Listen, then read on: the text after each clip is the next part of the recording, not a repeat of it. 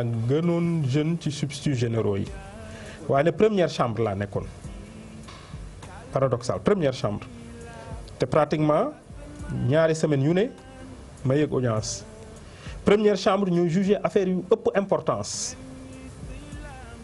maanaam même affaire yi nga xamante ni yaakaar naa ne affaire Khalifa Sall bi dem appel première chambre lañ koy jugé man dama ñëw rek ba ma fay jóge première chambre laa nekk te maa ngi doon dem chambre d'accusation liggéey magistrature yaakaar naa ni dafa am solo dossier bu ne dafa am solo man sax waxuma ci importance dossier bu dossier boo gis rek am na solo juge bi nga xamante ni ci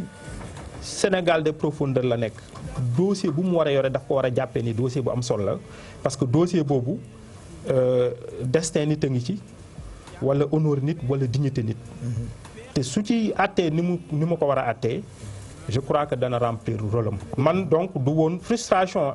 ñi nga xamante ni ñoom ñoo nekk greffier wala avocat wala magistrat xam bu baax système judiciaire xam nañ ni man musuma am benn frustration amul lu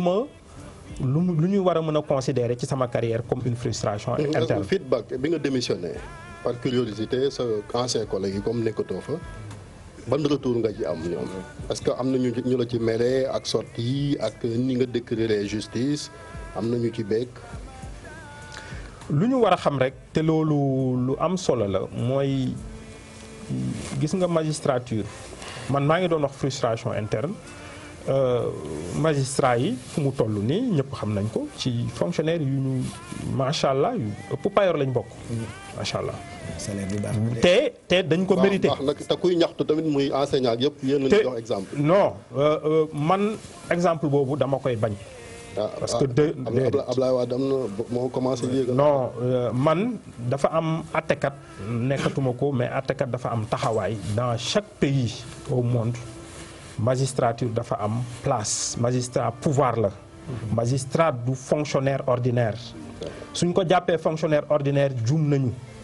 magistrat avantage yi ministre am député am magistrat war na ko mën a am. parce que moom nag éducation jàngalekat. dafa incarner pouvoir waaw loolu yaakaar naa ni li ñu am dañ ko mérité largement très largement léegi nag par rapport ak li nga laajte ci ni dañoo ne ni rappelé ma li nga waxoon sama collègue yi waaw dama la doon naan ni gis nga malaise bi am magistrature dafa doy waar malgré loolu yëpp fonctionnaires yi nga xamante ni pratiquement dañuy incarner pouvoir parce que magistrature képp xam na place bi mu am honneur dignité bi nga xam ne dañ ko attaché fonction bi nga am payoor bu baax ñu war la respecter ci société bi te ngay def liggéey bu intéressant liggéey magistrature amul yaakaar naa liggéey bu ko gën a intéressant travail de recherche la. ki ko jàngal nag. de tous les jours. waaw non waaw yooyu yëpp kii la Pape Cheikh. am na ku jàngal magistrature nit mën nga jàngal nit mu ëpp la dayoo wala mu ëpp la honneur dignité ci sa fonction. léegi yooyu yëpp magistrat yi am nañ ko mais dafa am frustration bi nekk ci sa biir malaise bi nekk ci biir te malaise boobu yaakaar naa ni nit ñi danañ ko gis li ko indi nag lenn kese la moom mooy.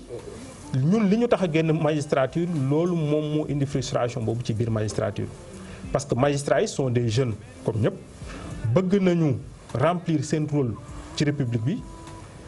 tënk nañ ñu bëri ba mënuñu ko def yaakaar naa ni loolu moom moo indi frustration bi loolu nag yaakaar dama jàpp ni autorités yi war nañ def le maximum muy les autorités exécutives mais surtout la hiérarchie judiciaire. man ñooñu da nga may foofu. la hiérarchie judiciaire war nañu xoolaat seen rôle bi ñu waroon am ci justice rôle bi ñoom Kéba Mbaye doon am rôle bi ñoom Assane Bassirou Diouf doon am ñoom Ousmane Camara war nañu amaat rôle boobu ba justice amaat place bi mu am. yaakaar naa ne justice su delloo am place bi mu amoon du am fonction bu ko gën a am solo. kon hiérarchie boobu ngay wax ni ñoom ñoo prendre en otage la justice bu mu la dégg. man de sama lettre bi ma defoon dama ci wax parce que ñoom magistrat yu bëri jeunes yu bëri mere nañ leen par rapport ak seen taxawaay parce que ñoo waroon am taxawaay boo xamante ni yaakaar naa ni premier président cour suprême ci république buy dox président de la république ëpp ko taxawaay. parce que moom dafa incarner le pouvoir judiciaire. waaw yaakaar naa nag suñu bàyyee nag rôle boobu wàccee ko ba justice. véritablement président bee ko nommé de. amoon ma ne président bi moo ko nommé. non xam nga loolu ci république la xam nga président moom moo incarner toutes les institutions mooy clé de voûte des institutions. États-Unis président cour suprême président de la république moom moo koy nommé mais moom moo koy àtte suñu président cour suprême bi mooy àtte président. donc ki lay àtte ndawul donc loolu la seen rôle daal yaakaar naa ne war nañ ko gën a jouer. mais professeur. monsieur Deme man de li ma comprendre ci sa explication dafa am lu xaw a jaxasoo tuuti ci sama xel li tax nga bàyyi nga ne yow loolu amul du pression décision personnelle la. li nga loolu moo tax nga génn ci li nga xam ne mooy magistrature. ci biir yow nga ni dafa am ay frustration loolu daal laa comprendre ci biir xam nga bu baax ne loolu moo kon donc mën nañu jàpp ne frustration yooyu moo tax nga génn ci li nga xamante ni mooy magistrature. dama distinguer ñaar. dama ne frustration personnelle par rapport ak carrière par rapport ak fi ñu la teg ak yooyu loolu c'est personnel loolu nit ki la dal. man loolu daluma dalul ñu bëri ñi nga xamante ni ñu ngi ci biir magistrature mais ni magistrature bi waxee neexu leen. frustration bi nag moom mooy maa ngi waatoon man dama choisiroon ma magistrature loolu laa la wax bi may choisir magistrature amoon naa ci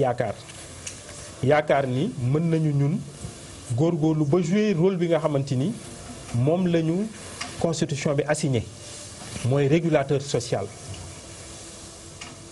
moom mooy taxaw ba société lépp li ci war a taxaw lépp li ci war a nekk attekat yi di ko remplir ñu remplir ko loolu nag suñu demee ñun ba rempliruñu ko loolu frustration lay jur parce que suñu gisee suñu biir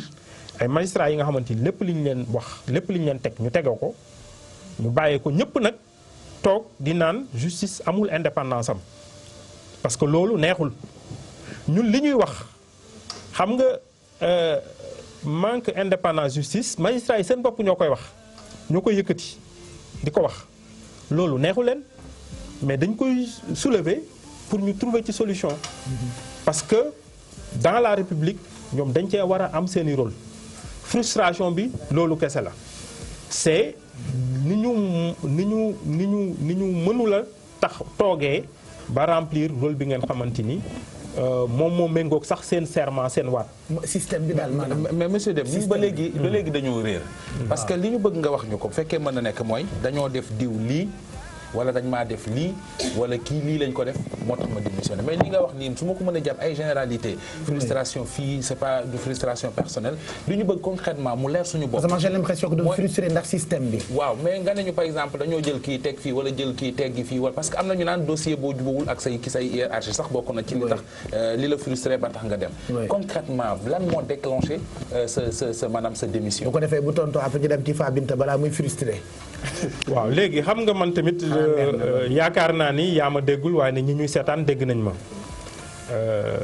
ñi ñuy seetaan dégg nañ ma war nañ comprendre li ma wax dafa simple dama ciy delluwaat parce que la répétition est pédagogique. amuma frustration personnelle magistrat yu bëri yu nekk ci biir amuñu frustration personnelle mais système bi ni muy doxee niñ ko mettre en otage moo leen frustré ba remplir benn exemple boo xamante ne mais gis nañu manque d'indépendance bi fi am ci justice bi. xam nga ñun wala politiciens yi ñuy jugé wala ñeneen ak ñeneen ñi nga xamante ne ci man joxe naa ñaari exemple Mamadou Ndiaye joxe naa exemple indépendance bi nga xamante ni manque d'indépendance bi nga xamante ni c'est externe moom mooy ni exécutif man li ma taxoon a démissionné conseil supérieur magistrature dama ko souligné woon moom mooy exécutif ni mu doon def ba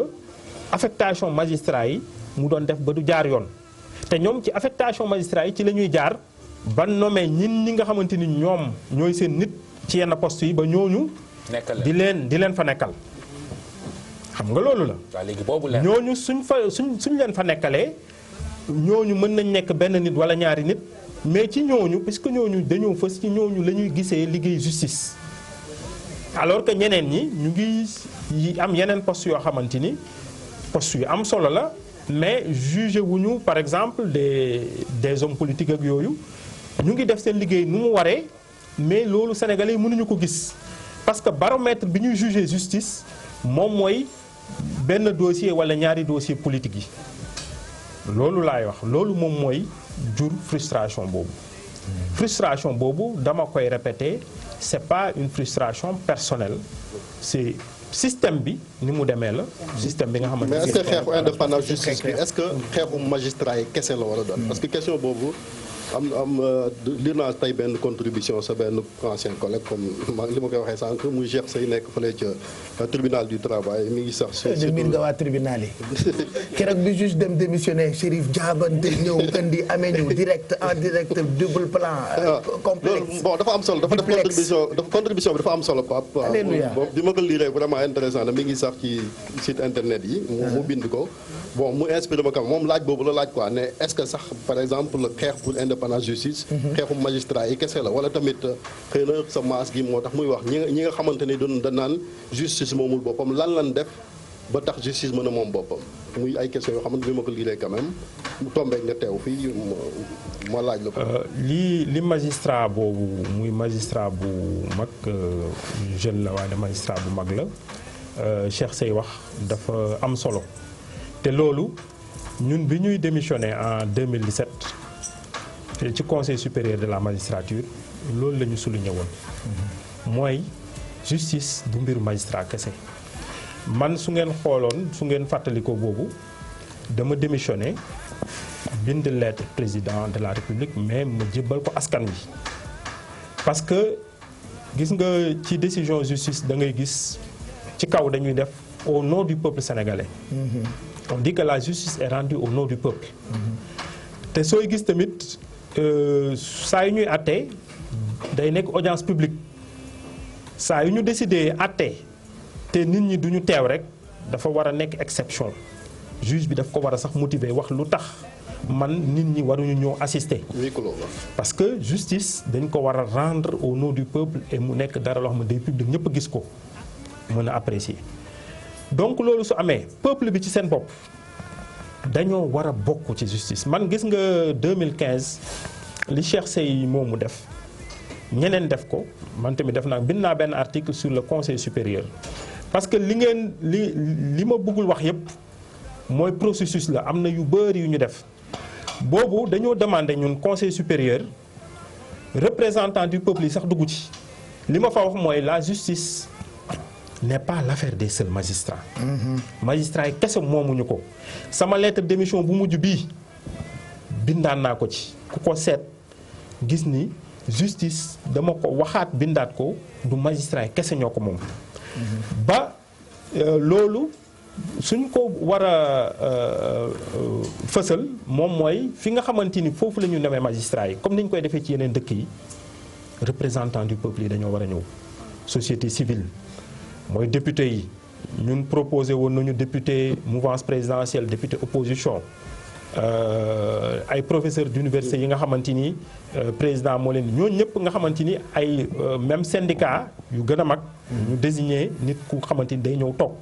parce que justice ñëpp a ko bokk. dafa mel dégg nañ la parce que sunu naataango yu les échos temps yi génne woon nañu fi ne par exemple président de la république ak ministre de la justice. ñu ngi bëgg a génn te ni nga wax noonu personnalité yi nga wax tamit xëy na ñu nommé leen ci biir CMS boobu. waaw loolu peut-être du man rek la ñu dégg man ak ñeneen parce que actuellement UMS aussi mu ngi ci combat boobu li ma bëgg wax rek te man soxal na ma trop ci mbir moomu mooy peuple bi war nañu dugg ci biir gis nga Kenya par exemple li fa am weer yére dafa bett ñu bëri mais man bettu ma woon parce que Kenya ñoom dañoo sori ci loolu ñoom peuple bi sax dañuy ñëw ba di rendre compte ba di demander des comptes aux magistrats. magistrats yi duñu toog rek di àtte nu leen neexee dañu leen di rendre compte France par exemple suñuy àtte magistrat ci conseil de discipline dañ koy rendre public pour ñëpp xam parce que magistrats yi li ñuy àtte c'est au nom du peuple. mais nag bon fii nag amul confiance xëy na ci justice bi ndem sax ku jaaxle dem fa xëy na ñàkk pexe tax mais boo xoolee lu ci bëri li ñuy contester ay décisions de justice bari na trop. waaw contestation boobu moom ñëpp war nañ ci taxaw manque de confiance justice mënul évoluer ci manque de confiance. justice ci confiance rek la war a mën a évoluer man dama doon bett su ma gisee ku ñu tooñ sax day ñëw di demander intervention da lay wóor ni kii ñoo ko tooñ donc dañ ko tooñ amul daal dara loo xamante ni war na ko ci tiit ci dossier bi mais day naan ne su ñëwul demander intervention ki ko tooñ mën na ko ëpp doole walla mën na def ay intervention donc loolu moo lay wan ni climat bi baaxul te justice suy fekkee ci climat de suspicion rek lay évoluer ñii àtte mën nañu àtte dëgg sax mais ku ne daal dafay jàppee ni man daal liñ ma àtte baaxul parce que xam nga justice amul match nul comme niñ koy waxee suñu àtte day am ku am dëgg keneen ki ñàkk am dëgg te képp ku ñu àtte rek su fekkee ni joxuñu la dëgg rek da ngay jàppee ni man peut-être que dañ ma jaay doole wala leneen a tax joxuñu ma dëgg. voilà en tout cas combat wu justice indépendante moom combat wu peuple la war a nekk loolu réew yëpp noonu lay doxee te ñu ngi ñaan itam askan wi gën di gëstu pour di xam. parce que ku mel ni juge bi toog expliqué wax muy Ibrahima Hamidou Dème tax na ñu bëri comprendre yenn yi peut-être la question était lan moo tax exactement mais je pense que li muy expliqué par rapport ak système bi on a compris beaucoup de choses avant ñu jeexal ak moom waxtaan bi comme quartier général bi itam dañ ci boole ay cant dama bëggoon rek soxna Fa Binta Ndiaye am lu mu ñu may laataa ñuy àggali fàttaliwaat leen ni ci ñaareelu xaaju quartier général bi guddi gi yëpp daañu waxtaanee Cheikh Abdoul Khadir Jeylaani ki tax ñu naan tarixa xaadiriya digganteem ak yonent bi oustaz xaw na cee junju sànq waaye waxtaan wi itam daañu ko amal bu ca kanamee tuuti Cheikh Bou Diop ma nga ca ginnaaw moom it di wàcc di ñu fekk si ci jotaay bile waaye tey ñëpp la ñu bëgg a bégal ndax ku ne xam na ni tarixa xaadiriya dafa am place bu am solo fii ci Sénégal kon soxna Fa Binta ñu bàyyi la nga am loo nuyoo suñu xarit ci nga xam ne ñoo ñuy seetaan depuis sànq. محمد أنا عبد خادر شيخ كل طريقتي ترينا فجدي رسول الله في سماء يا محمد أنا عبد القادر شيخ وكل طريقتي عبد الخادر طه محمد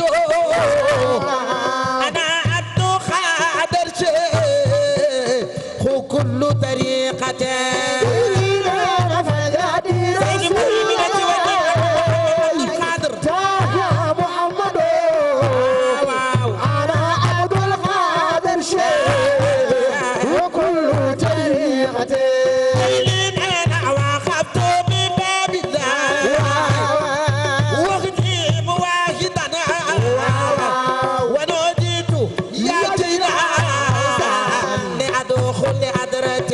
ترينا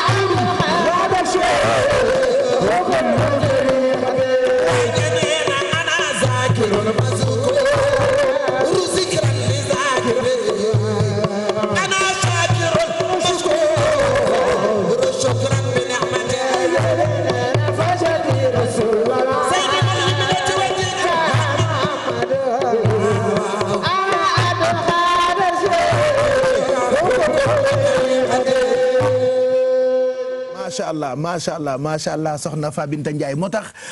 saa yu ay cant amee wala festival Salam wala sax ñu gis la ci télévision Futur Média ñëppay am mbégte ci li ngay def yenn saa yi nga woy xel dem ci ñi nga xam ne ñoo nekk ci dëkku naar yi yenn saa yi mu woy sa xel dem ci waa Mauritanie sa xel dem ci yu baax yooyu nga xam ne ni moom lañ ñu yàgg bégalee macha allah daañu dellu soit ak yow laata ñuy enchaîner ak deuxième partie bi juste vous rappeler que ba léegi ñu ngi ak ki nga xam ne ni mooy Ibrahima Hamidou Dème ñu gën ko xam ci turu juge Dème moom la ñu ko tuddee ñun sénégalais yi mu dugg nag ci géopolitique ma j'ai une question qu'est-ce que ça vous fait d'habitude ci kilifa gi nga doon yaay poser ay questions d'habitude mais juge bi léegi nekk na politicien journaliste yi lay poser ay questions ñooy joxe ay contributions ci yu bëri lan la lay def qu'est-ce que ça vous fait de li ngay dund nii. waaw il faut que ma admettre quand même que début bi moom. dana xaw a. dina difficile kay. bizarre pas difficile. mais début bi moom leneen la ça veut dire lenn loo xamante ni mosoo yaakaar ni da nga ci dugg. soo ci duggee di dem d'abord tournée yi ñu def parce que ñun dañoo choisir def politique de proximité. foofu nag. c'est très intéressant ci ngay xam Sénégal ci nga koy gën a xam da ngay gën a xam Sénégal nit ñi li ñuy dund parce que amoon nga ci ay aperçu mais da ngay ñëw toog déglu nit ñi waxtaan ak ñoom gis malaise bi am ngay ñëw tamit di nekk ci comme genre plateau yi loolu tamit surtout aspect boobu dem ba nga xam ni juge bi day toog léegi nit ñi ñoo koy poser ay questions muy tontu mais loolu man maa ko choisir xam nga vie choix la ay choix la nee naa la sama vie dama ci def ay choix bii tamit dama ko choisir man nag samay choix dama koy assumer lépp li nga xamante ni mu ngi ci rek mu conforme ak man samay valeur ngor ak dëgg dama ciy dem ba ci biir. voilà mais monsieur mënuñu ko am fii te laajuñu ko oui ma mënuñu ko am fii te laajuñu ko benn question boo xam ne sénégalais yi ñi ngi koy xaar rawatina ñi caabi féete ginnaaw te du tout le temps la ñu am kilifa gu mel ni rawatina dayo bi mu amoon ci wàllu justice bari na doomu Sénégal yu nekk ci kaso bi toog di xaar seen àtte ña ngi fay bëgg a maxe li ñuy wax longue détention préventive situation boobu lu koy jur. situation boobu daal lu ko gën a jur actuellement ñaar la benn bi cause yu gën a bu gën a am solo mooy prison yi nga xamante ni tabaxuñu ko dañoo ñëw Sénégal pratiquement depuis l'indépendance tabaxuñu prison suñu tabaxul prison nag boole nit ñëpp ci benn bërëb dossiers yi aussi beneen cause bi mooy dossiers yi dafa bëri ci loxo magistrat yi parce que amuñu suffisamment tamit de magistrats pour ñu mën a àtte dossier yooyu ñaari yooyu daal ñoom ñooy cause yi mais nag il faut quand même ñu constater que depuis quelques années mbir moomu tane na quand même. mais monsieur longue détention yi tane na. tane moom fu mu am feebar jugu fa. waaw loolu laa man kay reconnaître naa ni mu ngi fi ba léegi sont des difficultés mais xam nga aussi yaakaar naa ni am na yenn yoo xamante yenn difficultés yoo xamante ni aussi mënuñu ko daw parce que fu suñu dëkk bi toll la nous sommes un pays pratiquement pauvre nañ ko wax amuñu yenn moyens yi dëkk yi am moyens yi sax ba léegi ñu ngi am difficulté yooyu France ba léegi longue détention dafa am mais li ñuy wax ni loolu mënul justifier parce que nit ñi ñu ngi fi di def liggéey bu am solo mais ba léegi yaakaar naa ni suñu yokkee nombre magistrats yi yokku li nga xamante ni moyens yi yaakaar naa ni dinañ gën a résorber déficit boobu ba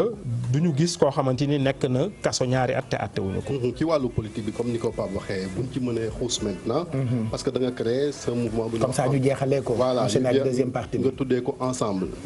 ñu bëggoon a xam déjà yow ci mën laa considérer comme ku nekk ci opposition bi ak lan moo tax ensemble ak fan nga bëgg a jëm. waaw xam nga première partie bi moom. dama ko subir xaw na yàgg tuuti mais dama ko subir parce que suñ lay poser question aussi da nga ci war a tontu. mais yaakaar naa ni léegi page justice moom tourné naa ko fu mu toll nii acteur politique la ci opposition bi laa nekk naturellement parce que nit ñi gis nañ sama taxawaay depuis ma génne magistrature. lu tax bi nga génne nga choisir opposition. waaw mais loolu c'est naturel. c'est naturel man mënuma génni ci système bi ne dama ci génn parce que gis naa lu ma neexul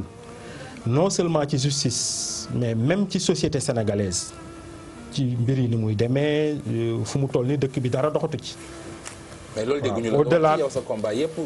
ci justice nga ko wékk. déedéet su ngeen jàngaatee lettre nga wax ci difficulté transport dégguñu la nga wax ci agriculture. yéen a ko laaj ci justice na. deuxième partie moom tàmbalee ba léegi ci justice lay wax. yéen a koy laaj ci non justice. même deuxième partie quand même démission lettre démission deuxième partie bi c'était très politique baa ngi mel ni dig. waaw ma ne deuxième partie politique moom foofu laa bëggoon a ñëw mooy li nga wax ni da nga commencé di wax situation dëkk bi ñu bëggoon yow comme nee nga da ngay def tour ci Sénégal nga wax ñu lan nga constaté ak fan nga bëgg a dem ak sa ensemble bi. waaw xam nga loolu laa doon wax léegi moom mooy sama lettre bi ñaari partie la première partie bi dama ci wax justice lu tax ma démissionné ñaareel bi ma ne au-delà de la justice pratiquement dëkk bi dara doxatu fi te loolu yaakaar naa ni su ma ko waxee Sénégal yëpp a ko constaté actuellement gis nga firnde yi ma bëgg a jox rek du ma sori liñ fi toog sànq ñaari élément indi nañ ko fi élément bi nga xamante ni suñu mbokk émigré yi li ñuy dund fële mais lu xam nga lu tax li ñuy dund fële gën a metti bëgg nañu ñëw mais mënuñu ñëw offriruñ leen fi gisuñu fii li tax ñoom ñu war a mën a ñëw ba mën fee tedd continuer di tedd donc ñu ngi nekk fële situation bi di difficile mais fii amuñu offriruñ leen dara parce que sénégalais yi fi nekk sax possibilité yi amoon sax amatul xam nga ñu ngi doon waxu suuf léegi sénégalais bu jóg nekk immigré na ñëw fi ñaan suuf mu xool ndax fan lay amee suuf pratiquement suuf amatul. suuf amatul pour ñiy béy même ñiy sàmm amatuñu fi ñuy sàmmee. donc lépp ay multinationales ak yooyu jox nañ leen ko leneen lii ñun ñi nga xamante ni ñu ngi dund laago man élément bi ma ko gisee.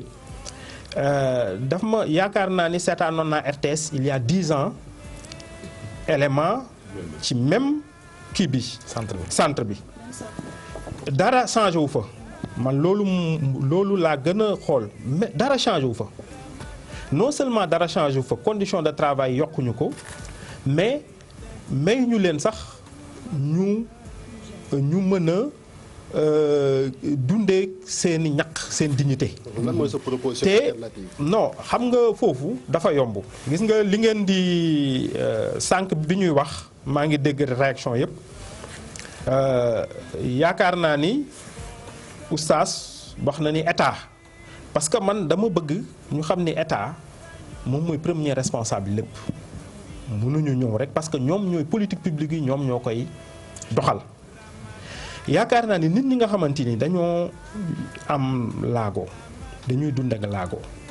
société bi war na am taxawaay bi mu war a taxaw ñu def benn discrimination positive moom mooy fi ñuy liggéey seen centre boobu ñu defal leen ay matériels yu gën a am yu gën a moderne seen production di yokku suñu produire ba pare ñu xool administration bi nan la ñuy def administration bi day jënd ay milliers et des milliers de serpillères dafay jënd ay milliers et des milliers de balais pourquoi ñoom ñi nga xamante ni ñu ngi fii déjà am nañu ay laago yoo xamante ni terewu leen ñuy góorgóorlu di liggéey joxuñu leen occasion pour ñu gën a rester digne parce que ñoom loolu rek la ñuy laaj loolu damay jox mandat parce que man bëgguma di wax ci loo xamante ni nit ñi gisuñu ko man éléments yi ñu fi indi yooyu laay wax ñun suñu proposition dafa yomb xam nga très souvent dañuy laaj lan mooy suñu programme laaj boobu man ñaari xalaat laa ci joxe benn bi moom mooy programme defar ko yomb na yaakaar naa ni ñi fi dem élection yëpp dinañ defar programme maa ngi doon naan keroog sax ku man su ma tëju woon ñaari fan mën naa pare benn programme waaye ne programme boobu ñun ni ñu bëgg a defee moom mooy programme inclusif bi nga xamante ni dañ koy bëgg dem ci askan wi xool leen parce que am nañ des axes programmatiques xalaat nañu ni dëkk bi lii ak lii ak lii moo ci doxul par exemple les personnes vivant avec un handicap ñun centre boobu danañ fa dem xool laaj ñi fa nekk par rapport ak xalaat yi ñu am de danañu yokk danañu yokk leneen ñu dem ci yeneen secteur agriculture élevage pêche noonu yëpp ñu def mais programme boobu doyul. waa sa adversaire yi duñ la fa jiitu. nañ ma fa jiitu man l'essentiel Chérif l'essentiel suñu fa jiitoo def lu gën a baax li ñu def tamit na fekk rek ni askan wi danañ ci trouver leur compte loolu moom mooy l'essentiel su fekkee ñun intérêt général moo ñu tax a jóg bu ñu jéem a xool kii moo ñu ci jiitoo ku ñu jiitu ci lu baax na ko def yaakaar nañu ñun dëkk bi fii ñi fi nekk su fekkoon dañoo def lu baax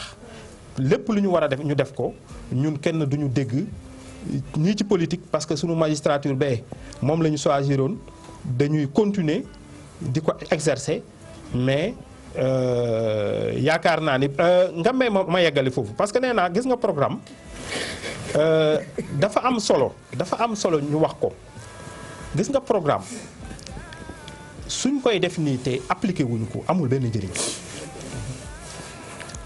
programme Sénégal ñi loolu la ñuy wax. ndax da nga am yéen a gouverner maanaam nekk candidat ko. waaw mais man loolu logique lay nekk. c'est tout à fait logique kon leer na ni da ngay sóobu ci. dama la ne c'est tout à fait logique man dama assumer dama démissionner magistrature pour def politique. mais est-ce que di nga nekk candidat. te su ma defee politique man amuma demi mesure. damay dem man nee naa bi may démissionner nee naa dama toog xool centre de décision yi fan la nekk mais luy tere justice marché. palais ba ñun palais ba lañ bëgg a dem. kañ. 2019 wala. 2019 moo ñu gën a jege. je crois que incha allah toutes les conditions sont réunies. mais est-ce que vous faites le poids est-ce que vous faites vraiment le poids sur le plan politique parce que ku bees nga. yaa ngi door a ñëw te fekk nga ñi nga xamante ne ñoo la gën a yàgg ci politique bi même si vous venez du monde de la justice est-ce que vous pensez qu'avec votre mouvement vous pourrez faire la différence ou bien en tout cas peser sur la balance pour sénégalais yi pour ngeen gën a fës daal ci sénégalais yi. waaw xam nga ñun bi ñuy dugg ci politique bi ñuy lancé sunu mouvement dañoo def loo xamante ni xaw ma ndax am na dans le passé parce que ñun dañuy nitu man ak ñi ma àndal nitu défilé ñu dañoo dem stade Maniang Soumaré stade bu mag ñu ne fii lañ koy defee ñu ñëw il y a eu des milliers de personnes ñu ñëw foofu depuis boobu mu am benn dynamique à Thiès je crois que question boobu soo demoon nga laaj ko waa Thiès wala waa Tamba parce que ñu ngi ba Tamba ñu ngi ba ay Kolda ay waa Mbour ak yooyu danañ la ci tontu est-ce que nous faisons le poids te li ma bëgg a préciser foofu dañoo am des objectifs à moyen et à long terme et à plus ou moins long terme objectif moyen terme par exemple ñun li ñu assigné suñu bopp moom mooy ci ñetti weer yi di ñëw ñu bokk ñu nekk la première force politique dans la commune de Thiès te ñëpp ñuy gis Thiès actuellement liggéey bi fay am bi nga xamante ni le mouvement ensemble moo koy def danañ xamante ni qu'on doit compter avec nous ci Thiès. Mais au-delà de Thiès échéance yi di ñëw tamit dara terewuñu dynamique bii incha allah su fekkee mu ngi continuer yaakaar naa ni nous allons compter ci élection 2019 yi di ñëw. monsieur le juge man li ma bëggoon laajte rek mooy que politique ku ko xam ne da ngaa war a soxla li nga xam ne moom moo di fond politique bu takku rawatina boo bëggee soobu ci langue gi nga xam ne moom moo di présidentielle à part li nga xam ne moom moo di juge bi nga doon exercer fonction bi nga démissionné ci ban métier nga am beneen ak fan nga wékk li nga xam ne moo di fond politique yi fi ngay jëlee li nga xam ne moom moo di permettre nga battre campagne ba accéder li nga xam ne moom moo di présidentielle yi. waaw su fekkee métier bi tax man may dundal sama njaboot moom xam nga di métier boo xamante ni dana ma tax aussi may financer sama activité politique may financer activité pour ma nekk président de la République wax naa leen léegi jàngalekat la université spécialiste la droit de l'enfant maa ngi continuer di def consultance di jàngale à l'université et dans d'autres instituts loolu ñu bëri keroog dama demoon di def benn communication ci benn séminaire mais nit ñi da leen di jaaxle ñu gis ma ci kii ñëwaat gis ma may def liggéey boobu parce que choix la aussi wane ni que politique warul nekk un métier kese bu nit ñi di topp da nga koy def leneen li moom mooy maa ngi leen di wax léegi ni ñun suñu lancement mouvement dañ ko def ci stade lu ñu ko tax a def tamit dara lu am solo la dañoo yaakaar ni dëkk bi fu mu toll ci vraiment moyens yi fi ci niveau de pauvreté beeg yooyu dafa rafetul ñuy def politique avec certains moyens ñun gëmuñu loolu gëm nañu ni qu'avec le minimum de moyens on peut faire la politique te moyens yooyu conforme ak situation dëkk bi moyens yooyu donc ñun yaakaar nañu le minimum de moyens suñ ko amee incha allah. mais li tax nga tàmm Thiès xëy na du hasard professeur parce que comme fa nga dëkk it xëy na moo tax bu doon Ndakaaru wala beneen diwaan ci Sénégal ñu ne kat lii baromètre la pour tester sa popularité. waaw mais xam nga homme politique bu ne partout dans le monde da ngay am sa base. sa base man kiiwu ma ni sama base moom mooy Thiès mais yaakaar naa ni dans un mois wala dans quelques jours envisagé nañu def. beneen meeting beneen rencontre politique à Mbour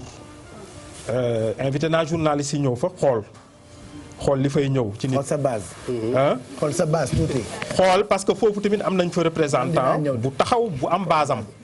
Tamba aussi noonu la ak yeneen. maintenant moyens yi aussi. et puis Marianne se prépare pour internautes yi très rapidement. waaw moyens yi. il faut que ñu wax ci. parce que ñun tamit biir mouvement yi am nañu des cadres qui contribuent mais loolu mënul doy parce que am na un minimum de logistique bi nga xamante ni nit ñi war nañ ko demee. on vend des cartes on va demander aussi une contribution des Sénégalais nit ñi nga xamante ni gëm nañu ñun lu ñuy def. bëgguñu cee jàppale. est-ce que am na ay juges wala ay magistrats yu lay soutenir yu bokk ci sax. non magistrat su ma doon magistrat warul def politique. man magistrat yu bëri on garde d'excellents rapports danañu waxtaan mën nañu kii mais du mbiru politique. ñu def politique donc amuñu droit def politique. mais ay soutien du ma leen dugal même ci xalaat soutien même ci xalaat. xalaat sax voilà ci suuf quoi yooyu. waaw mais loolu xam ngeen ni on est de loolu tout cœur avec toi. xam ngeen ni loolu. baax déedéet waxuma ni du ci ñàkk. man sama collègue magistrat yi sama ancien collègue yi maa ngi am ak ñu bëri parce que ay xarit rek laa ci am ñu ngi am des rapports mais rapports yooyu teguwul ci politique. rapport de colère la rapport de waxtaan ak lépp nit ñi nag sénégalais yi nag suñuy waxtaan mën nañu waxtaanee lépp. mais lu ñu waxtaanee duma leen ko mën a wax. monsieur Deme ndax yaakaar nga sénégalais woote la parce que da ngaa nekk ci magistrature bi gisoo fa loo xam nga dem bu ñu joxee suñu réew boo gisatul loo xam baa doo dem. man su ma jiitee réew mi incha allah ni ma ko bëgg a taxawalee yaakaar naa ni man lu tax ma dem c'est parce que décision yi dépendrul ci man. mais yaakaar naa ne ñun ak ñi ñu àndal projet politique bi ñu am yaakaar bi ñu ci am suñu ko tegee fii ci Sénégal dana am njeexital bu mag ci askan wi parce que ñun du ñu ñëw di suñu axe programmatique dafa terre à terre man loolu laay wax Chérif mi ma jàngal sax xam na ni man su may conception très terre à terre des choses la am Sénégal nan la ñuy def ba nit ñi mën a am li ñu lekk nit ñu bari dañu yaakaar ni loolu presque lu primaire la mais damay wax keroog ni am na un mois programme alimentaire mondial ne 750 000 sénégalais dañ leen menacé de famine am ndox suñu di faju di jàng di dem di dikk ak yeneen ak yeneen ak yeneen yi nga xamante ni ce sont les besoins primaires les besoins vitaux yooyu ñu régler ko ba pare ñu soog a dem ci yeneen parce que dama yaakaar ni fu ñu toll nii dañoo brûler les étapes dañu ñëw di wax ay affaire terre ak yeneen alors que besoin primaire yi fu mu toll nii satisfaire élan de sympathie bi nag loolu aussi lu jar a laaj parce que ba ngay doog a démissionner est-ce que Bayra ba nga amoon na téléphone bi daa sonné xam nga Sénégal des fois boo jëlee yenn décision yi mën nga nekk star à un moment est-ce que après la tempête médiatique ba léegi élément kii nu mu tuddati sax sympathie bi mi ngi fi ba léegi ak ni la nit ñi doon waxee. buzz bi. en tout cas daal man li ma gis mu am solo trop te mu loolu ñuy gën a encourager. mooy ñi ñuy àndal ak ñi ñuy jàppale partout nag muy fii ci Sénégal muy ci diaspora bi yaakaar naa ni dynamique bi ñu nekkee su fekkee beneen parti de mu ngi koy am walla beneen mouvement mu ngi koy am fii yaakaar naa ni su fekkee ni ñun ñëpp dem nañ présidentielle dana créer loo xamante ni. fi mu toll yow rek la ni gisagum professeur gisagum keneen ku nekkat kii ci ensemble la bokk kan maanaam. ñun fu mu toll nii structure bi c'est vrai que amaguñu structure dañoo préférer toog parce que Chérif Dia li nga war a xam mooy ensemble amagul weer. mouvement bi dafagul weer 6 mai la ñu def sunu lancement. à Thiès 6 juin jotagul te li ñu ci gis dynamique boobu yaakaar naa ni suy continuer. dama la ne ñetti weer ñun la ñu jox sunu benn projet à moyen terme pour ñu devenir la première force politique dans la commune de Thiès te loolu ñëpp ñuy gis. Thiès réew mi ngi fa. waaw ma ne ñëpp ñuy gis li ñuy liggéey ak liggéey bi ak ñun ni ñuy waxal li nga xamante ni askan bi ñu ngi koy participer képp koo dem. muy jokk muy képp ku dégg biiru ensemble rek mu ngi jéem a cee boole keneen. nooy def ak ñaari parti yi fa nekk yi fa gën a am doole muy réew mi bu Idrissa Seck nga xamante ni ville ba gis nga ko moo koy gagné boobu ba léegi APR aussi gis nañ ñuy plus élection di am mi ngi yéeg nan nga def ba am fa sa place bay xëccoo sax paie ba. waaw ñun de xamuñu ñeneen ñi lu ñu nekkee. ñun moom li ñu nekk la ñu xam. te li ñu nekkee gis nañu ni ñu ngi ci dynamique boo xamante ni. yaakaar naa ni élection municipale yi su jiitu woon les élections législatives danañu gis dara lu am solo ci biir Thiès ci mouvement ensemble mais damay préciser tamit du Thiès kese mouvement bi xam nga ñun sànq bi ma doon wax ak yow dama ne man àttekat bi ma nekkoon dafa am benn taxawaay bi may taxaw ñun waxuñu waxu politicien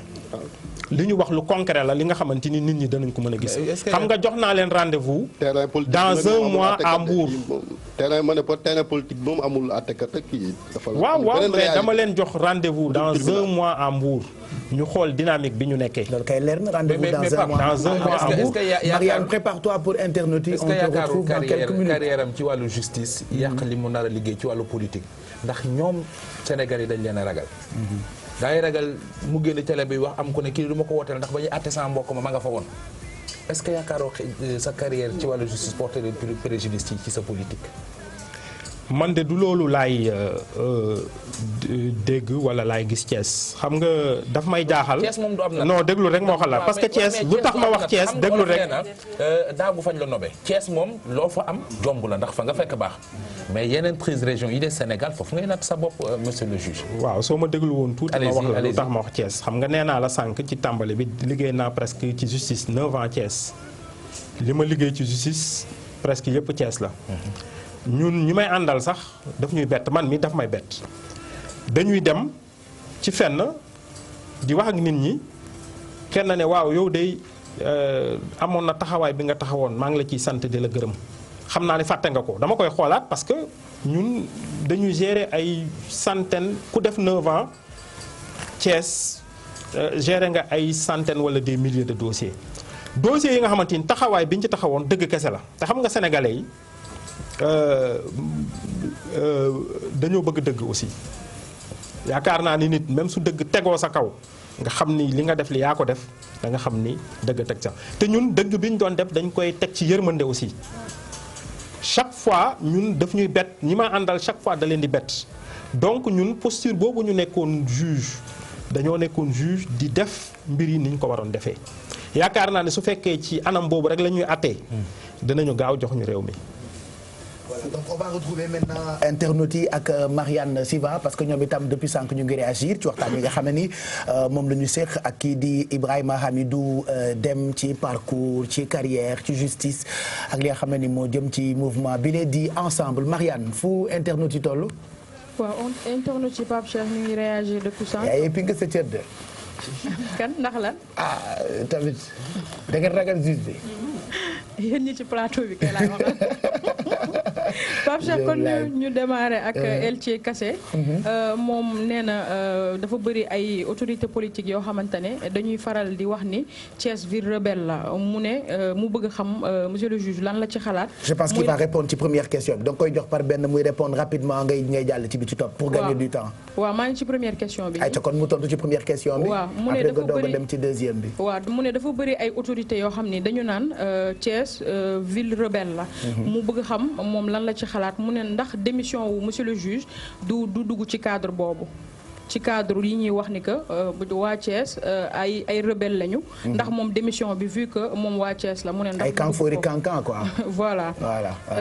beneen bi mooy Ibrahima. doo ko bàyyi mu tontu. ay ca bopp super. waaw ñun balaa ñoo nekk Thiès waa Thiès mooy sunu base ak yëpp maa ngi wax depuis sànq Thiès mais ay sénégalais lañu. te yaakaar naa ni valeurs yi nga xamante ni ñun moom la ñu incarné moom moo tax ñu génn justice valeurs yooyu ñu ngi ci ñeneen ñi nga xamante ni dëkkuñu Thiès. Thiès nag am na réputation boobu depuis bu yàgg moo tax ku ñu ne Thiès la dëkk dañ lay féetale foofu waaye yaakaar naa ni amul benn rapport ak Thiès.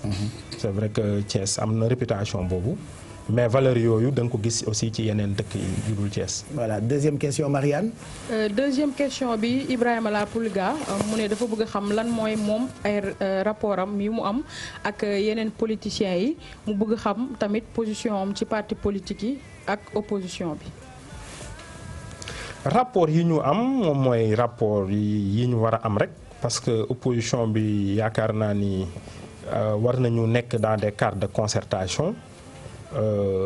man depuis ma démissionné avant sax may lancé sama mouvement am na ay homme politique yu nekk ci opposition bi yu bëri yoo xamante ni sollicité na ma toog naa waxtaan ak ñoom waxtaan nañu ci réew mi jokkoo nañu xalaat parce que yaakaar naa ni war na am côté opposition bi nit ñi war nañ toog di waxtaanee réew mi waxtaan nan la ñuy jéem a def aussi pour lii nekk fii ci réew mi mën fay jógee donc nous avons des rapports tout à fait normaux avec les dirigeants de l'opposition. Voilà beneen question bi Marianne. beneen question bi bu Papa Barham Dieye la li mu bëgg xam nee na nan la monsieur le juge gisee séparation pouvoir yi fii nii Sénégal ak itam assemblée nationale moom lan moo ci xalaatam. waaw séparation pouvoir yi moom wax naa ci sànq nee naa ni xam nga dëkk bi moom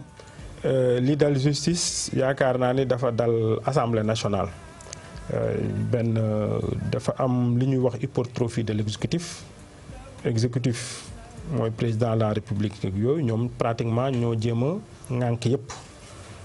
loolu nag moom moo tax justice ak assemblée nationale yëpp ba léegi joué wuñu seen rôle yaakaar naa ni li ñuy jéem a xeex nii moom mooy institution yëpp di fonctionner régulièrement président di remplir rôle am assemblée nationale di remplir rôle am justice di remplir rôle am gis nga loolu suñ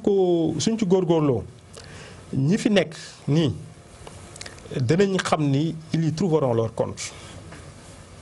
nañ ci trouver leur compte parce que yaakaar naa ni ñi fi doon gérer démb dem ba doyadil institution yi biñ fi jógee gis nañ loolu lu mu leen jural dëkk ñëpp dañoo war a toog di remplir seen rôle suñ ko defee yaakaar naa ne ñëpp ciy trouver seen compte te Sénégal mérité wul situation bu mu nekkee nii Sénégal dafa dellu gannaaw ci côté boobu waaw dañu tee dellu gannaaw boo xamante ni waruñu ci woon dellu gannaaw looloo tax citoyen yëpp sànq ñu ngi wax engagement politique man il faut que loolu ma souligner ko xam nga am na fii presque quelques mois am na 10 jeunes yu produire benn livre ne politisez-vous jeunes yooyu man dama considérer que c'est la nouvelle gauche sénégalaise nit ñi nañu dugg nañu politiser wu parce que politique moom mooy defar dëkk nit ñi waruñu toog rek ne man maa ngi régler samay problème en tout cas politique baaxul ak yooyu te ñun politique di tegu suñu kaw di yàq réew mi yaakaar naa ni képp ki nga xamante ni bëgg na avenir Sénégal. mais du ñëpp war a politique professeur parce que exemple bi ni joxe mooy am na lu ñu fi nemmeeku Sénégal fan yi ñu bëri jàpp na ni danger la ci avenir réew mi mooy comme ni nga def justice bi ni nga xëyal a génn fii gis nañ fan yi benn capitaine aussi ci armée bi bu def ni mel est-ce que am na métier yoo xamante ni dañ leen a xamee woon tekk-tekkaara ña fa nekk bu dee dañuy génn di bind di wax est-ce que du danger pour l'avenir du pays. waaw Chérif Dia man yaakaar naa ne musuma nekk biir justice di politique loolu moom kenn xamee ma ko. mais sortie yeeg yooyu laay wax quoi. sortie yooyu ñeneen magistrat ñu ngi koy def loolu sunu statut moo ñu ko permettre man sortie yi ma doon def yëpp c'était des contributions scientifiques sànq yaa ngi cité article sama ancien collègue Cheikh Sey loolu la def contribution nan la justice war a demee loolu ñun sunu statut daf ñu ko permettre na nga def ay contribution mais ci domaine scientifique pour justice pour domaine justice loolu kiiwuñu ko léegi nag politique boobu man li may wax loolu yaakaar naa dafa am solo sama lettre bi danaa ci dellu dama ci wax ñun parfois suñuy égoïsme ku ne day xool rek ni man daal maa ngi ciy génni yaakaar ni moom puisque mu ngi ciy génni fu mu toll nii dara dalu ko mu ngi am liggéeyam bu baax lépp muy gérer njabootam ak yépp situation baax na alors que xamul suba dëkk bi mu fi bàyyil ay doomam moom mooy dëkk bi nga xamante ni système bi su fekkee am na ni muy doxee rek mën na moom am conséquence ci boppam mais nit sax warul xool sax rek boppam ni dañoo war a di gën a xool dëkk bi dañoo war a di gën a bàyyi xel dëkk bi waaw soo toogee rek xool ni maa ngi réussir xooloo yow paysan bi nekk Tamba wala bi nekk Kolda ni mu dundee xooloo commerçant bi nga xamante ni mu ngi toog di jaay munul jaral yaakaar naa ni loolu égoïsme la te mënuñu tabax dëkk ci égoïsme ñëpp a war a impliqué wu man damay dellu ci jeunes yi lu ñu def parce que ouvrage boobu yaakaar naa ni retentissement bu mu war a am amu ko. politisez-vous boobu. ñoom dafa am solo. dafa am solo. tout le monde doit s'impliquer. 10 jeunes dañoo war a impliqué wu ci biir impliqué wu nag du ñëw rek contesté ak yooyu. dañoo war a ñëw taxaw ku ne taxaw ne ni man ci dëkk bi laa bokk. taxaw ci lépp lu ñuy def nga taxaw ci. élection locale yi surtout des élections municipales ak yooyu nit ñi ñëw même société civile bi taxaw ci. nit ñi jëlaat le pouvoir la jeunesse aussi. jëlaat le pouvoir. yaakaar naa ni suñ ko defee incha allah mbir yi danañ changé. voilà Chérif defe naa mën nañoo jeexal léegi.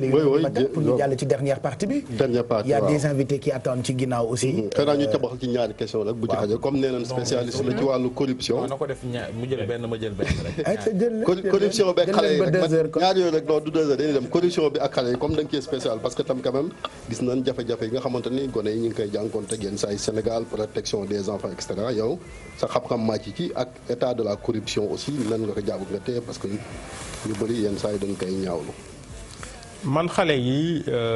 benn mbir rek laa ci wax parce que ci période boobu la ñu toll mooy premier droit xale yi la ñu violé mooy droit à l'identité parce que nit droit bi nga njëkk a am mooy nga am identité maanaam man Ibrahima Dem laa tudd doomu tel ak tel la tel laa judd loolu moom mooy identité li may bëgg a wax moom mooy ay junne xale ñu ngi ci dëkk bi amuñu kayit te loolu dafa doy waar ci dëkk bi fu mu toll chaque année COSYDEP dañuy suñu tollee ci période certificat dañuy compter près de 50 000 enfants 50 000 xale yi nga xamante ni dañoo nekk ci âge u def certificat amuñu kayit gis nga liñ ciy jooy daawaati géej jooy nañ ko daaw danañ ko jooy ren déwén aussi danañ ko jooy parce que état bi amul benn politique ci état civil man foofu rek parce que mënuñu développer yeneen premier droit donc xale yi la ñu violé mooy droit à l'identité amuñu identité donc loolu moom mooy loo xamante ni dafa corruption moom dafay gangréner système yëpp je crois que dëkk bi yëpp la corruption daf ko gangréner te yaakaar naa ni loolu autorités yi ñoo ko mën a xeex su fekkee nag ñoom arrangé wu leen ñuy régler problème corruption donc dana doy waar parce que yaakaar naa ni exemplarité la ñu war a doxee ci kaw ba ci suuf exemplarité boobu su amul rek corruption du fi mën a jóge gis nga corruption bi ñuy gis nii ñun ñëpp ñu koy gis di ko tolérer ñun ñëpp ko tolérer de nous tous nous sommes coupables dañuy gis ci télé bi kenn réeréewu ko mbir mais dañoo dem ñun ba banaliser ko dañ ko banaliser oto bu ñu arrêté sooy voyager da nga romb gis mbir yi dañoo dem ba banaliser ko loolu nag puisque ñu ngi koy banaliser ça veut dire que yeneen mbir ñu ngi ci biir bureau yi yu gën a garaaw. ak fa nga jógee lan lañ ci joxoon bañ na trop. non dama ne bàyyiwul benn secteur corruption dafa bàyyiwul benn secteur. régime bi fi nekk ñi ngi koy tuumal ne dafay jéem a liquider ay adversaires politiques ñu jël kawu Karim Wade jël kawu Khalifa Sall te ñoom ñëpp yoon a dal seen kaw yow nga nekkoon nitu yoon gëm nga ne procédure boobu maanaam ni ñu doxalee c'est pour liquider des adversaires politiques gëm nga lool. man de chaque fois su may wax ci dossier yooyu damay am maandu bi nga xamante ni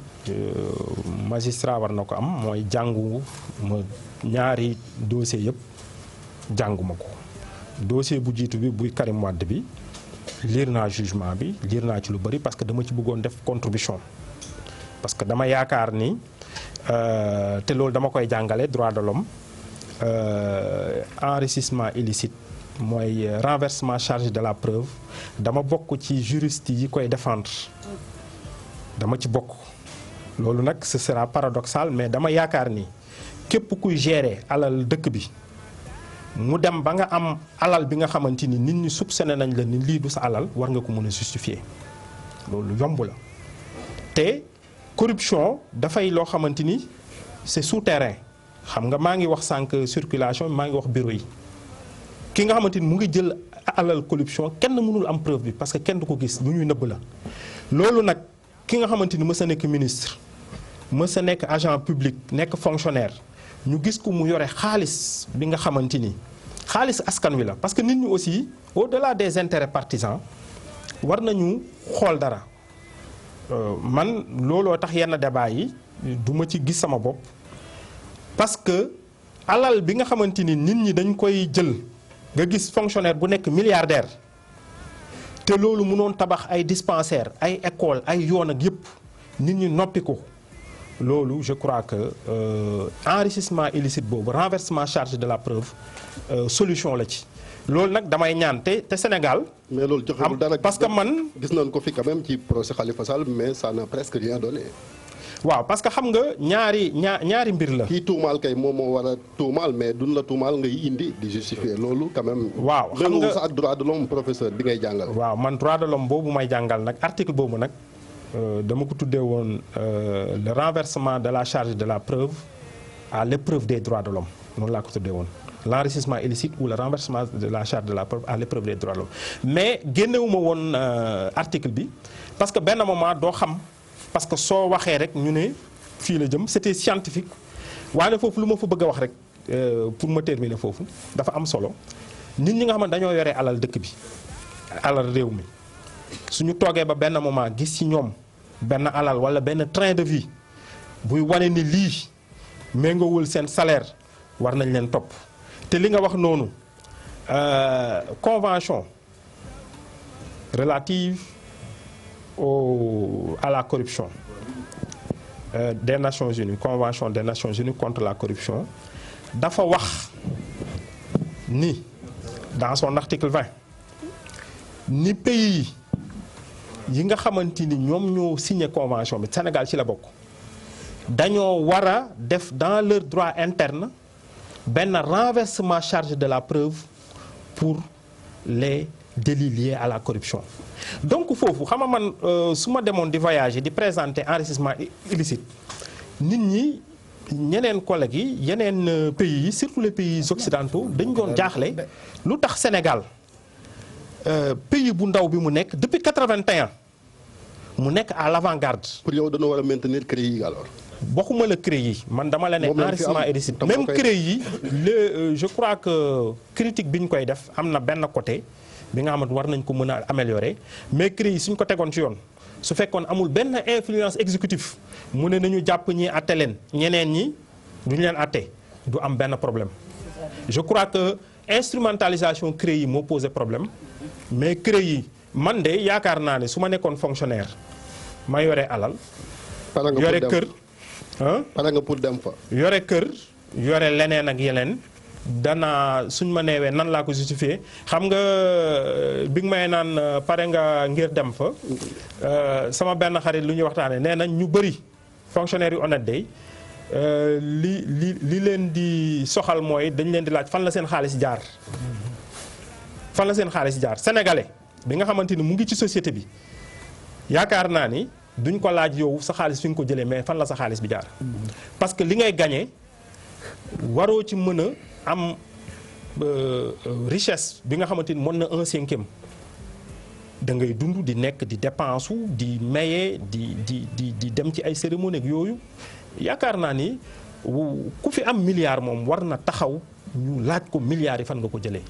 parce que teel ñu delloo xaalis bi ci askan wi. mais nihilisme quand même financer des procès. mais nihilisme quand même baaxut quand même régime bi am na au moins lu baax lu ne xëy na def nañ ko fi loo constaté te mën ko wax même bu fekkee ne Sénégal nga dëkk par exemple am nañ plan Sénégal émergent techniquement côté économie bi ban appréciation nga ci def mooy sama dernière question. xam nga ñun non servez-vous dem leen ba ci kanam. sunu y a pas de problème wax naa ba sonn. sunu programme fait ouvert la. sunu programme am na ci lu am solo. dañuy indi mbir yi def constat yi ci constat yi am na ci ay programme yoo xamante ni am na solo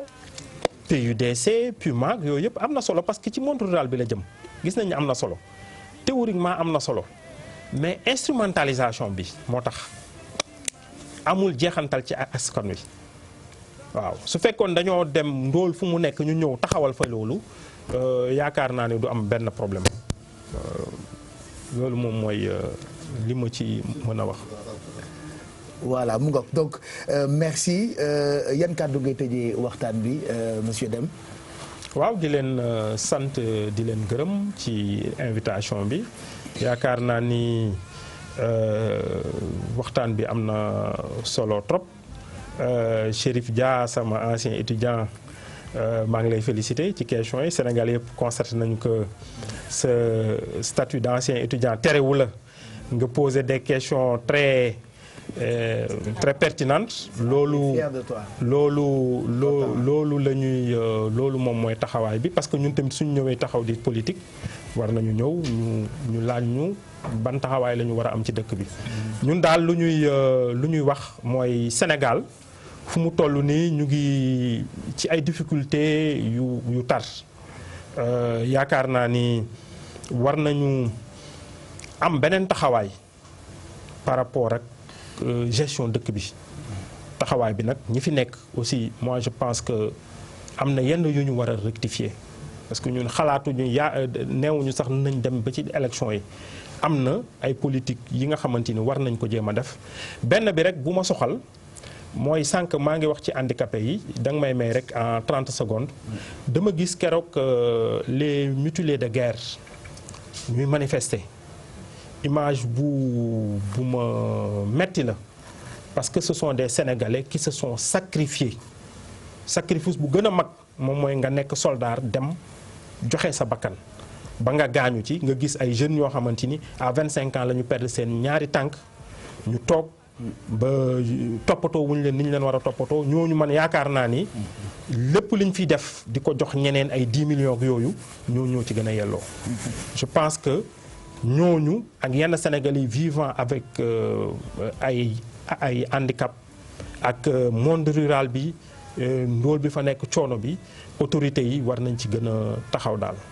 maa ngi leen di sant di leen gërëm. merci beaucoup Ibrahima Hamidou Deme et puis bon vent ak mouvement bi merci Chérif Dia Mohamed Ndiaye yu duñ la téye am na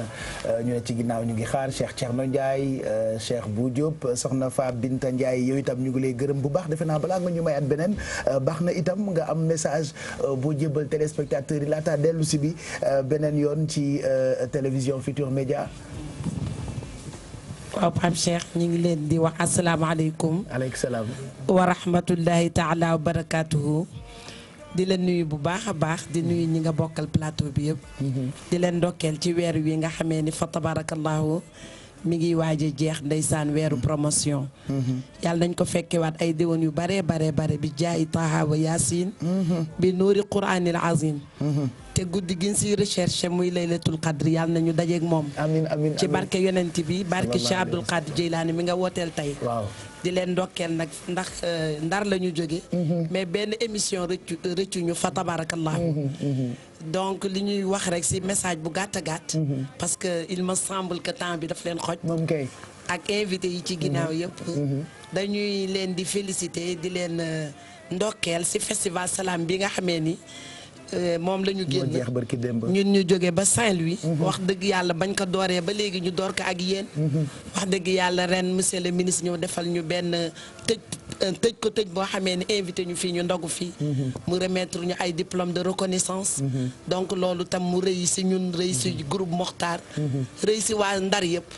ndax dañuy wax ni muy Fat Bintu Ndiaye muy Adja Ndeye Fatou Niang. ñun Ndar lañ fa teewal. donc ndam li Ndar yëpp ci kontaan di leen ndokkeel di leen félicité. yàlla nañ ko yàgg fekkee si barke yonent bi alayhi salaatu wasalaam te quartier général bi nag fa nga ko bëgg yóbbu yàlla na fa àgg ci daraja yonent bi alayhi salaatu wasalaam di nuyu ñëpp suñu waajur yi di nuyu nag suñu képp koo xamee ne ni nga koy waxee daf ñu jàppale woon si combat bi ko ñu mën a sañsa nag ci festival Salam bi ki nga wooteel nag muy Cheikhina Cheikh Abdoul Qadir Jeylaani kaamilu jeyli sultaani awliyaahi mahbubillahi taala wa mahbubi rasulillahi bu ma ko tuddee toog fii si plateau bi damay xalaat sama benn yaay boo xamee ni muy Adja Cheikh Mbayta Diop ak jëkkëram Pape Mody Ndiaye ñoom nga xamee ni ñoom gaynde Cheikh Abdou Qadir Jeylaani ñu xalaat sunu président Cheikh Ousmane Diagne yal na yàlla yokk ko ay leer ci barke Cheikh Abdou Qadir Jeylaani di xalaat ay taalibe yoo xamee ni fa tabarakallahu ndax ku wax Cheikh Abdou Qadir Jeylaani wax Cheikh na Cheikh Sadd wundu Cheikh Mohamed Fadel bun Maamin taalibul xayaar ñu jóge bërki démb ci guddi Cheikh Abdou Qadir Jeylaani muy la 14e nuit passé ñun ñëpp ñu àndandoo màggal ko donc yàlla nañ ko fekkewaat vraiment di leen remercier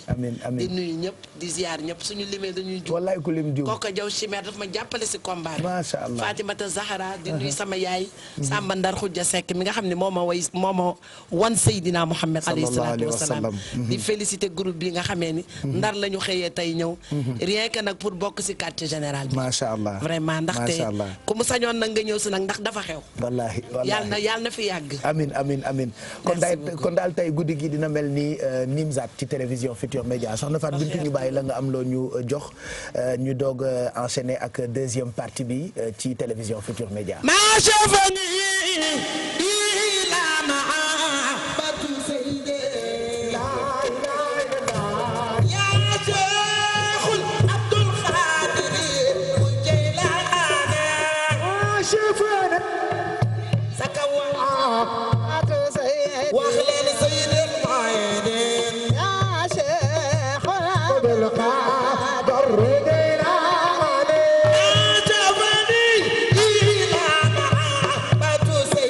Yeah.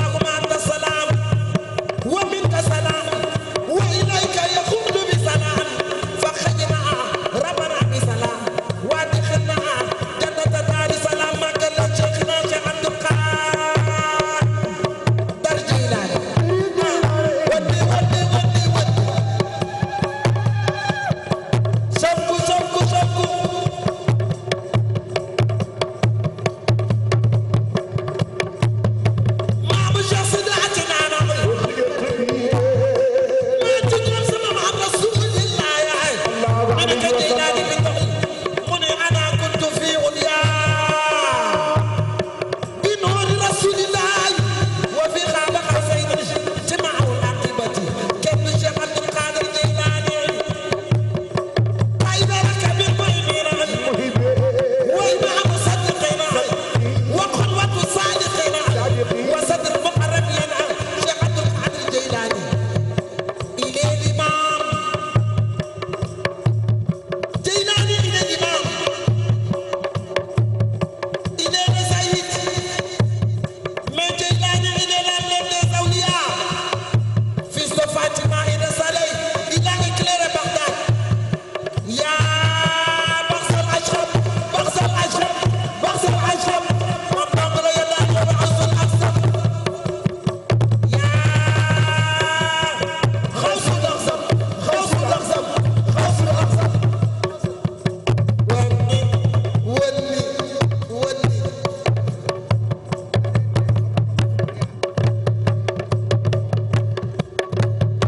بموجود على مكار عندك من الأول عبد القادر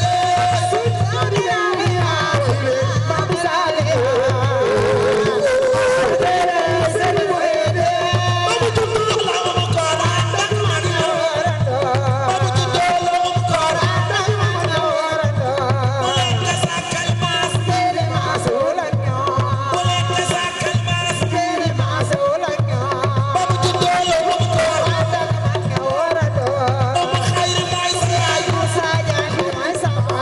خير ما يسعي عبد القادر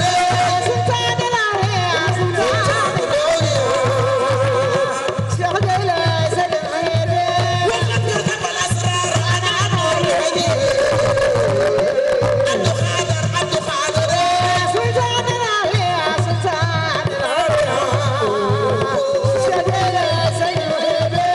أنا كنت قبل خطبة وبعد وتافل بي الأملاك ورب سمايا